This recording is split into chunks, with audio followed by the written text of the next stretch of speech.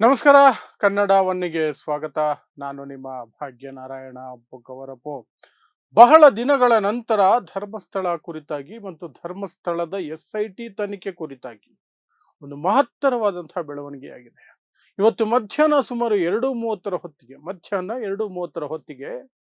SIT ತಂಡ ಬಂಗ್ಲೆಗುಡ್ಡೆಗೆ ಮತ್ತೆ ಪ್ರವೇಶ ಮಾಡಿದೆ. ಸುಮ್ಮನೆ ಹೋಗಿಲ್ಲ, ವಿಧಿವಿಜ್ಞಾನ ಎಕ್ಸ್ಪರ್ಟ್ಗಳ ಜೊತೆಯಲ್ಲಿ ಹೋಗಿದೆ. ಪ್ಲಸ್ ಇನ್ನೊಬ್ಬ ವ್ಯಕ್ತಿಯನ್ನ ಕರ್ಕೊಂಡು ಹೋಗಿದ್ದಾರೆ. ಆ ವ್ಯಕ್ತಿ ಯಾರು ಅನ್ನೋದನ್ನು ವಿವರಿಸ್ತೀನಿ. ಜೊತೆಗೆ ಯಾಕೆ ಈಗ ಮತ್ತೆ ಚಾರ್ಜ್ ಶೀಟ್ ಎಲ್ಲ ಸಲ್ಲಿಸಿದ ನಂತರವೂ ಸಹ SIT ಬಂಗ್ಲೆಗುಡ್ಡೆಯಲ್ಲಿ ಮತ್ತೆ ಶೋಧ ಕಾರ್ಯವನ್ನ ಮಾಡ್ತಾ ಇದೆ ಯಾಕೆ, ಅಥವಾ ಅಲ್ಲಿ ಹೋಗಿ ತನಿಖೆಯನ್ನ ಮಾಡ್ತಾ ಇದೆ ಯಾಕೆ, ವಿವರಿಸುವಂತಹ ಪ್ರಯತ್ನವನ್ನ ಮಾಡ್ತೀನಿ. ಸೊ ನಿಮಗೆ ಧರ್ಮಸ್ಥಳ SIT ಕುರಿತಾಗಿ ಎಲ್ಲರಿಗೂ ಗೊತ್ತಿರುತ್ತೆ, ಮಾಹಿತಿ ಇರುತ್ತೆ. ಸಂಕ್ಷಿಪ್ತವಾಗಿ ಹೇಳೋದಾದ್ರೆ, ಕಳೆದ ವರ್ಷ ಜುಲೈನಲ್ಲಿ ಚಿನ್ನಯ್ಯ ಅನ್ನುವಂತಹ ವ್ಯಕ್ತಿ ಆರಂಭದಲ್ಲಿ ಮುಸುಕುಧಾರಿಯಾಗಿ ಬಂದ, ಆನಂತರ ಮುಸುಕು ತೆಗೆದ. ಆತ ಬಂದು ಹೇಳಿದ್ದೇನು ಅಂದ್ರೆ, ಒಂದು ಬುರುಡೆ ತಗೊಂಡು ಬಂದು ಪೊಲೀಸ್ ಸ್ಟೇಷನ್ ಅಲ್ಲಿ ಇಟ್ಟು, ಬೆಳ್ತಂಗಡಿ ಪೊಲೀಸ್ ಸ್ಟೇಷನ್ ಅಲ್ಲಿ, ನಾನು ಇದೇ ರೀತಿ ನೂರಾರು ಜನರನ್ನ ಹುತ್ತಿಟ್ಟಿದ್ದೀನಿ. ನಾನಿಲ್ಲಿ ಪೌರ ಕಾರ್ಮಿಕನಾಗಿ ಕೆಲಸ ಮಾಡ್ತಿದ್ದೆ, ನೂರಾರು ಜನರನ್ನ ನನ್ನ ಕೈಲಿ ಹೂಳಿಸಿದ್ದಾರೆ. ಅದರಲ್ಲಿ ಹೆಣ್ಣು ಮಕ್ಕಳು ಸೇರಿದ್ರು, ಸ್ಕೂಲ್ಗೆ ಹೋಗೋ ಹೆಣ್ಣು ಮಕ್ಕಳು ಸೇರಿದ್ರು, ಸ್ಕೂಲ್ ಬ್ಯಾಗ್ ಸಮೇತ ಕೆಲವರನ್ನ ಹೂತಿದ್ದೀನಿ ಅಂತೆಲ್ಲ ಹೇಳ್ದ. ಅಲ್ಲಿಗೆ ಸಂಚಲನ ಮೂಡ್ತು, ಇಡೀ ದೇಶದಲ್ಲಿ ಸಂಚಲನ ಮೂಡ್ತು, ರಾಜ್ಯದಲ್ಲಿ ಮಾತ್ರ ಅಲ್ಲ. ಸೊ ರಾಜ್ಯ ಸರ್ಕಾರ SITಯನ್ನ ತನಿಖೆಗೆ ನೇಮಿಸ್ತು. ಆ ನಂತರ ತನಿಖೆ ನಡೀತಾ ಬಂತು. ಏನೇನಾಯ್ತು ನಿಮ್ಗೆ ಗೊತ್ತಿದೆ. ಚಿನ್ನಯ್ಯ ಉಲ್ಟಾ ಹೊಡೆದಿದ್ದು, ಚಿನ್ನಯ್ಯನ ಬಂಧನ, ಈಗ ಬೈಲಲ್ಲಿ ಇರೋದು, ಮಹೇಶ್ ಶೆಟ್ಟಿ ತಿಮ್ರೋಡಿ, ಆ ವಿಚಾರ ಈ ವಿಚಾರ ಎಲ್ಲ ಗೊತ್ತಿರುತ್ತೆ ಆಲ್ಮೋಸ್ಟ್ ನಿಮ್ಗೆ. ಸೊ ಅದಾಗಿ ಕಳೆದ ಡಿಸೆಂಬರ್ನಲ್ಲಿ ಒಂದು ಚಾರ್ಜ್ ಶೀಟ್ ಅನ್ನು ಸಹ ಸಲ್ಲಿಸಿದ್ದಾರೆ. 3900 ಪುಟಗಳ ಚಾರ್ಜ್ ಶೀಟ್ ಅನ್ನ ಬೆಳ್ತಂಗಡಿ ಕೋರ್ಟ್ಗೆ SIT ಸಲ್ಲಿಸಿದ್ದು ಆಯಿತು. ರಾಜ್ಯ ಸರ್ಕಾರಕ್ಕೆ ಮಧ್ಯಂತರ ವರದಿಯನ್ನು ಸಲ್ಲಿಸಿದ್ದು ಆಯಿತು. ರಾಜ್ಯ ಸರ್ಕಾರ ಅದನ್ನ ಮೂಲೆ ಗುಂಪು ಮಾಡಿಟ್ಟಿದೆ. ಅದನ್ನೇನು ಜನರ ಮುಂದೆ ತಂದಿಲ್ಲ. ಅದ್ರ ಉದ್ದೇಶ ಏನು ಅನ್ನೋದು ನಿಮಗೆ ಗೊತ್ತೇ ಇದೆ. ಯಾರನ್ನ ರಕ್ಷಣೆ ಮಾಡಬೇಕು, ಯಾರನ್ನ ರಕ್ಷಣೆ ಮಾಡೋದಕ್ಕೆ ಅಂತಲೇ ಈ ರಾಜ್ಯ ಸರ್ಕಾರ ಇಷ್ಟೆಲ್ಲ ಡ್ರಾಮಾ ಮಾಡ್ತಿದೆ, ಎಲ್ಲ ನಿಮಗೆ ಗೊತ್ತೇ ಇದೆ. ಈಗ ಸುಮಾರು 3-4 ತಿಂಗಳಿಂದ ಅದರ ಬಗ್ಗೆ ಯಾವುದೇ ಅಪ್ಡೇಟ್ ಇರಲಿಲ್ಲ, ಏನು ಬೆಳವಣಿಗೆನೇ ಆಗ್ತಿರ್ಲಿಲ್ಲ. ಈಗ ದೊಡ್ಡ ಬೆಳವಣಿಗೆ ಆಗಿದೆ. ಏನು ಅಂದ್ರೆ, ಆ ತನಿಖೆ ಸಂದರ್ಭದಲ್ಲಿ ಅತಿ ಹೆಚ್ಚು ತಲೆಬುರುಡೆಗಳು, ಅಸ್ಥಿಪಂಜರಗಳು, ಮೂಳೆಗಳು ಸಿಕ್ಕಿದಂತಹ ಜಾಗ ಬಂಗ್ಲೆಗುಡ್ಡೆ. ಆ ಬಂಗ್ಲಗುಡ್ಡೆಗೆ ಮತ್ತೆ SIT ಎಂಟ್ರಿ ಕೊಟ್ಟಿದೆ. ಇವತ್ತು ಮಧ್ಯಾಹ್ನ ಸುಮಾರು 2:30 ಹೊತ್ತಿಗೆ SIT ತಂಡ, ಅವರ ಜೊತೆಯಲ್ಲಿ ವಿಧಿವಿಜ್ಞಾನದ ಸದಸ್ಯರುಗಳು, ಪ್ರಯೋಗಾಲಯದ ಸದಸ್ಯರುಗಳು, ಪ್ಲಸ್ ಇನ್ನೊಬ್ಬ ವ್ಯಕ್ತಿ. ಆ ವ್ಯಕ್ತಿಯ ಹೆಸರು ಪ್ರದೀಪ್ ಕುಲಾಲ್. ಯಾರು ಈ ವ್ಯಕ್ತಿ ಅಂತಂದ್ರೆ, ಚಿನ್ನಯ್ಯ ತಲೆಬುರುಡೆ ತಂದಿದ್ನಲ್ಲ, ಎಲ್ಲಿಂದ ತಂದಿದ್ದು ಅಂತ ಹೇಳಿದ್ದಕ್ಕೆ ಬಂಗ್ಲಗುಡ್ಡೆ ಅಂತ ಹೇಳಿದಾನೆ, ವಿಠ್ಠಲಗೌಡ ಕೊಟ್ಟಿದ್ದು ಅಂತ ಹೇಳಿದಾನೆ. ಆ ಬುರುಡೆನ ತಗೊಳ್ತಿರ್ಬೇಕಾದ್ರೆ ವಿಡಿಯೋ ಮಾಡಲಾಗಿತ್ತು. ಆ ವಿಡಿಯೋವನ್ನ ಮಾಡಿದ್ದು ಈ ಪ್ರದೀಪ್ ಕುಲಾಲ್. ಆ ವ್ಯಕ್ತಿಯನ್ನ ಕರ್ಕೊಂಡು SIT ಬಂಗ್ಲಗುಡ್ಡೆಗೆ ಎಂಟ್ರಿ ಕೊಟ್ಟಿದೆ. ಸ್ಥಳೀಯರು ಹೇಳೋ ಪ್ರಕಾರ ಸುಮಾರು ಮಧ್ಯಾಹ್ನ 2:00ವರೆಗೆ ಆ ಒಂದು ಎಂಟ್ರಿ ಆಗಿದೆ. ಹೋಗಬೇಕಾದ್ರೆ ಒಳಗಡೆಗೆ ಅವರೆಲ್ಲ, ಆ ತಂಡ, ಇಡೀ ತಂಡ ಹೋಗಬೇಕಾದ್ರೆ ಅವರಲ್ಲಿದ್ದಂತಹ ಪರಿಕರಗಳು, ದೊಡ್ಡ ದೊಡ್ಡ ಟಾರ್ಚ್ಗಳು ಏನ್ ಸೂಚಿಸ್ತಾ ಇತ್ತು ಅಂದ್ರೆ, ಇದು ಒಂದು ದಿನ, ಅರ್ಧ ದಿನ, 2 ದಿನ ನಡೆಯುವಂತಹ ಕಾರ್ಯಾಚರಣೆ ರೀತಿ ಕಾಣಿಸ್ತಿರ್ಲಿಲ್ಲ. ಸುದೀರ್ಘವಾಗಿ ನಡೆಯುವ ಕಾರ್ಯಾಚರಣೆಯ ರೀತಿಯಲ್ಲಿ ಕಾಣಿಸ್ತಿತ್ತು. ಅವರಲ್ಲಿದ್ದಂತಹ ಪರಿಕರಗಳು ಅದನ್ನು ಸೂಚಿಸ್ತಾ ಇತ್ತು. ದೊಡ್ಡ ಮಟ್ಟದಲ್ಲಿ ಅವರು ತಯಾರಿಯನ್ನು ನಡೆಸ್ಕೊಂಡು ಹೋಗಿದ್ದಾರೆ. ಮತ್ತೆ ಸಂಜೆ ಆದರೂ ಸಹ, ಕತ್ಲಾದ್ಮೇಲೂ ಸಹ ಇನ್ನೂ ವಾಪಸ್ಸು ಬಂದಿಲ್ಲ ಅನ್ನುವಂತಹ ಮಾಹಿತಿಯನ್ನು ಸ್ಥಳೀಯರಿಂದ ಪಡ್ಕೊಂಡಿದ್ದಾರೆ ಮಾಧ್ಯಮಗಳು. ಸೊ ಒಳಗಡೆಗೆ ಹೋಗಿದ್ದಾರೆ ಅನ್ನೋದು ಕನ್ಫರ್ಮ್ ಆಯ್ತು, ಎಲ್ಲ ಆಯ್ತು. ಈಗ ಬರುವ ಪ್ರಶ್ನೆ, ಚಾರ್ಜ್ ಶೀಟು ಸಲ್ಲಿಸಿದ್ದಾಯ್ತು, ಮಧ್ಯಂತರ ವರದಿಯನ್ನ ಸರ್ಕಾರಕ್ಕೂ ಸಲ್ಲಿಸಿದ್ದಾಯ್ತು. ಹಾಗಿದ್ದು SIT ಮತ್ತೆ ಯಾಕೆ ಬಂಗ್ಲಗುಡ್ಡೆಗೆ ಎಂಟ್ರಿ ಕೊಟ್ಟಿದೆ? ಏನು ಕಾರಣ ಏನು?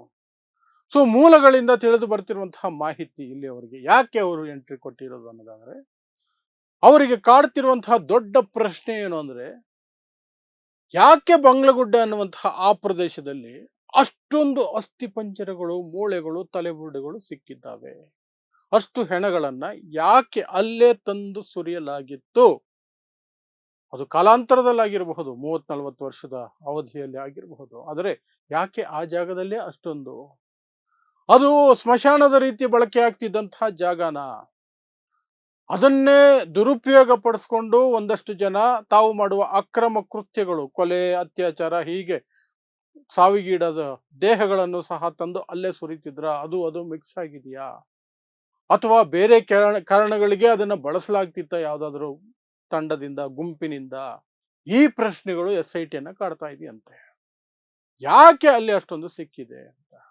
ಅದಕ್ಕೆ ಉತ್ತರ ಕಂಡುಕೊಳ್ಳೋದಕ್ಕೆ ಅಂತಲೇ ಈಗ ಮತ್ತೆ ಮರುಪ್ರವೇಶ ಮಾಡಿರೋದು ಆ ಗುಡ್ಡಕ್ಕೆ SIT ತಂಡ ಅನ್ನುವಂಥದ್ದು ಮೂಲಗಳು ಹೇಳ್ತಿರುವಂತಹ ಮಾಹಿತಿ. ಕೇವಲ ಈಗ ಹೋಗಿ ಮೇಲ್ಮೇಲೆ ಮತ್ತೆ ತನಿಖೆ ಶೋಧ ಕಾರ್ಯ ನಡೆಸ್ತಾರ, ಅಥವಾ ಆಳಕ್ಕೆ ಅಗ್ಗಿದ್ದು ನೋಡ್ತಾರ? ಯಾಕಂದ್ರೆ ಕಳೆದ ಬಾರಿ ತುಂಬಾ ಅಗದಿರ್ಲಿಲ್ಲ ಅನ್ನುವಂತಹ ಮಾಹಿತಿ ಇದೆ. ಮೇಲ್ಮೇಲೆ ಅಗದಿದ್ದಕ್ಕೇನೆ 7ರಿಂದ 8 ಅಸ್ಥಿಪಂಜರಗಳು, ತಲೆಬುರುಡೆಗಳು, 1000ಕ್ಕೂ ಹೆಚ್ಚು ಮೂಳೆಗಳು ಸಿಕ್ಕಿದೆ ಅನ್ನುವಂತಹ ಮಾಹಿತಿ ಬಂದಿರೋದು. ಅಷ್ಟನ್ನೂ ಸಹ FSL ಲ್ಯಾಬುಗಳಿಗೆ ಕಳಿಸಿದ್ದಾರೆ. ಇಲ್ಲಿಯವರೆಗೆ ಬಂದಿಲ್ಲ, ಅದರ ವರದಿ ಬಂದಿಲ್ಲ ಅಂತಲೇ ತಿಳಿಯಲಾಗುತ್ತೆ. ಯಾರು ಸಹ ಅದರ ಬಗ್ಗೆ ಏನು ಅಪ್ಡೇಟ್ ಕೊಟ್ಟಿಲ್ಲ. ಅದರ ರಿಪೋರ್ಟ್ಸ್ ಬಂದಿದೆಯಾ, FSL ರಿಪೋರ್ಟ್ ಬಂದಿದೆಯಾ ಇಲ್ವಾ ಏನು ಗೊತ್ತಿಲ್ಲ. ಮಧ್ಯಂತರ ವರದಿಯಲ್ಲಿ ಏನಿದೆ ಸರ್ಕಾರ ಹೇಳ್ತಾ ಇಲ್ಲ. ಸರ್ಕಾರ ಮುಚ್ಚಿಟ್ಟಂಗೆ ಬದುಕ್ತಾ ಇದೆ. ಮತ್ತೆ ಸರ್ಕಾರ ಆ ರೀತಿ ನಡವಳಿಕೆ ನಿರೀಕ್ಷಿತ. ಯಾಕಂದ್ರೆ ಈ ತನಿಖೆಯನ್ನ ಈ ರಾಜ್ಯ ಸರ್ಕಾರವೇ ಆದೇಶಿಸಿದ್ರು ಸಹ, ಗೃಹ ಮಂತ್ರಿಗಳೇ ಆದೇಶಿಸಿದ್ರು ಸಹ, ಆ ಗೃಹ ಮಂತ್ರಿಗಳ ಬಾಯಲ್ಲಿ ಸದನದ ಒಳಗಾಗ್ಲಿ ಹೊರಗಾಗ್ಲಿ ಯಾವತ್ತೂ ತಪ್ಪು ಮಾಡಿದವರಿಗೆ ಶಿಕ್ಷೆ ಕೊಡಿಸೋದಕ್ಕೆ ಈ ತನಿಖೆ ಅಂತ ಬಂದೇ ಇಲ್ಲ. ಗೃಹ ಮಂತ್ರಿಗಳ ಬಾಯಲ್ಲಿ, ಪರಮೇಶ್ವರ್ ಅವರ ಬಾಯಲ್ಲಿ ಅವರು ಮಾಡಿದ ಹೇಳಿದಂತಹ ಹೇಳಿಕೆಗಳು ಯಾವಾಗಲೂ ಸಹ ಧರ್ಮಸ್ಥಳಕ್ಕೆ ಅಂಟಿರುವ ಕಳಂಕವನ್ನು ತೊಳೆಯೋದಕ್ಕೆ ಈ SIT, ಬಂದಿರುವ ಆರೋಪಗಳಿಗೆ ಮುಕ್ತಿ ಕೊಡಿಸೋದಕ್ಕೆ ಈ SIT ಅಂತಲೇ ಪರಮೇಶ್ವರ್ ಅವರು ಹೇಳ್ಕೊಂಡು ಓಡಾಡಿರೋದು. ತಪ್ಪು ಮಾಡಿದ್ರೆ ಯಾರಾದರೂ, ಅದು ಯಾರೇ ಆಗಿರ್ಲಿ, ಅವರನ್ನ ಬಿಡೋ ಮಾತೇ ಇಲ್ಲ. ಅದಕ್ಕೆ ಈ ತನಿಖೆ ಅಂತ ಅವ್ರ ಬಾಯಲ್ಲಿ ಬಂದಿಲ್ಲ. ಅವ್ರ ಬಾಯಲ್ಲಿ ಮಾತ್ರ ಅಲ್ಲ, ಈ ರಾಜ್ಯದ ಉಪಮುಖ್ಯಮಂತ್ರಿ ಬಾಯಲ್ಲೂ ಬಂದಿಲ್ಲ. ಉಪಮುಖ್ಯಮಂತ್ರಿ ಅದಕ್ಕೆ ಬದಲಾಗಿ ಹೇಳಿದಂತಹ ಸ್ಟೇಟ್ಮೆಂಟ್ ಏನು ಅಂದ್ರೆ, ನನ್ನಂತಹ 1000 ಜನ ಧರ್ಮಸ್ಥಳದ ಬೆನ್ನಿಗೆ ನಿಲ್ತಾರೆ ಅಂತ. ಅದು ಏನೇ ಆಗಿರ್ಲಿ, ಯಾರಾದ್ರೂ ತಪ್ಪು ಅಂತ ಏನಾದ್ರು ಮಾಡಿದ್ರೆ ಅವ್ರಿಗೆ ಶಿಕ್ಷೆ ಆಗುತ್ತೆ ಅನ್ನುವ ಮಾತು ಈ ಸರ್ಕಾರದಲ್ಲಿ ಯಾರು ಹೇಳಲಿಲ್ಲ, ಇನ್ಕ್ಲೂಡಿಂಗ್ ದ ಚೀಫ್ ಮಿನಿಸ್ಟರ್. ಈ ರಾಜ್ಯದ ಮುಖ್ಯಮಂತ್ರಿ ಸಿದ್ದರಾಮಯ್ಯ ಸಹ ಆ ಮಾತು ಇಲ್ಲಿವರೆಗೆ ಹೇಳಿಲ್ಲ. ಧರ್ಮಸ್ಥಳದಲ್ಲಿ ಯಾರೇ ತಪ್ಪು ಮಾಡಿರ್ಲಿ ಅವರನ್ನ ಬಿಡೋ ಮಾತೇ ಇಲ್ಲ. ಅವ್ರು ಎಷ್ಟೇ ದೊಡ್ಡ ಹುದ್ದೆ ಇರಲಿಲ್ಲ, ಏನೇ ಅಧಿಕಾರ ಹೊಂದಿರಲಿ, ಅವರನ್ನ ಬಿಡೋದಿಲ್ಲ. ಇಲ್ಲವೇ ಇಲ್ಲ, ಆ ಮಾತಿಲ್ವೇ ಇಲ್ಲ. ಸೊ ಅಲ್ಲಿಗೆ ಸ್ಪಷ್ಟವಾಗಿ ಈ ಸರ್ಕಾರ ಆ ತನಿಖೆ ವಿಚಾರದಲ್ಲಿ ಯಾವ ಮೈಂಡ್ ಸೆಟ್ ಅಲ್ಲಿದೆ ಅನ್ನೋದು ನಮ್ಗೆಲ್ರಿಗೂ ಅರ್ಥ ಆಗುತ್ತೆ. ಹಾಗಾಗಿ ಅವರು ಆ ಮಧ್ಯಂತರ ವರದಿಯನ್ನು ಸಹ ಜನರ ಮುಂದೆ ಇಟ್ಟಿಲ್ಲ. ಸೊ ಈಗ ದಿಢೀರಂತ ಮತ್ತೆ SIT ಆ ಬಾಂಗ್ಲಾಗುಡ್ಡೆಗೆ ಎಂಟ್ರಿ ಕೊಟ್ಟಿರೋದ್ರಿಂದ ಸಾಕಷ್ಟು ಕುತೂಹಲ ಕೆರಳುತ್ತಾ ಇದೆ. ತನಿಖೆ ಮುಂದುವರಿಯುತ್ತಾ, ಮತ್ತೊಂದು ಅಡಿಷನಲ್ ಚಾರ್ಜ್ ಶೀಟ್ ಏನಾದ್ರು ಸಲ್ಲಿಕೆ ಆಗುತ್ತಾ, ಅಥವಾ ಬೇರೆ ಕ್ಲೂಗಳು ಸಿಕ್ಕಿದಾವ, ಬೇರೆ ಮಾಹಿತಿ ಸಿಕ್ಕಿದೆಯಾ SITಗೆ, ಏನು ಕಾರಣ, ಹೇಗೆ ಅಂತ ಗೊತ್ತಿಲ್ಲ. ಈ ಕಡೆ ಹೋರಾಟಗಾರರನ್ನ, ಅದರಲ್ಲೂ ವಿಶೇಷವಾಗಿ ಸೌಜನ್ಯ ಪರ ಹೋರಾಟ ನಡೆಸ್ತಿರುವಂತಹ ಮಹೇಶ್ ಶೆಟ್ಟಿ ತಿಮರೋಡಿ ಅವರನ್ನ ಗಡೀಪಾರು ಮಾಡುವಂತಹ ಪ್ರಯತ್ನ, ಗಿರೀಶ್ ಮಟ್ಟಣ್ಣ ಅವರನ್ನ ಬೇರೆ ರೀತಿಯಾದಂತಹ ಕಾಟಗಳು ಕೊಡೋದು, ಅವರನ್ನ ತನಿಖೆಗೆ ಮತ್ತೆ ಕರೆಯೋದು, ಇನ್ನೇನೋ ಬೆದರಿಕೆಗಳು ಎಲ್ಲವೂ ಸಹ ಹಾಗೆ ನಡೀತಾನೆ ಇದ್ದಾವೆ. ಅದರ ನಡುವೆ ಇದೊಂದು ಹೊಸ ಬೆಳವಣಿಗೆ. ಸೊ ಮುಂದೆ ಏನಾಗುತ್ತೆ ಗೊತ್ತಿಲ್ಲ. ನಾಳೆಗೆ ಏನಾದರೂ ಮಾಹಿತಿ ಬಂದ್ರೆ ಅದನ್ನು ನಿಮ್ಮ ಜೊತೆ ಖಂಡಿತವಾಗಿಯೂ ಹಂಚ್ಕೊಳ್ತೇನೆ. ಸೊ ನೋಡ್ತಾ ಇರಿ ಸಮಾಜಕ್ಕಾಗಿ ಕನ್ನಡ 1 ನ್ಯೂಸ್. ನಮಸ್ಕಾರ.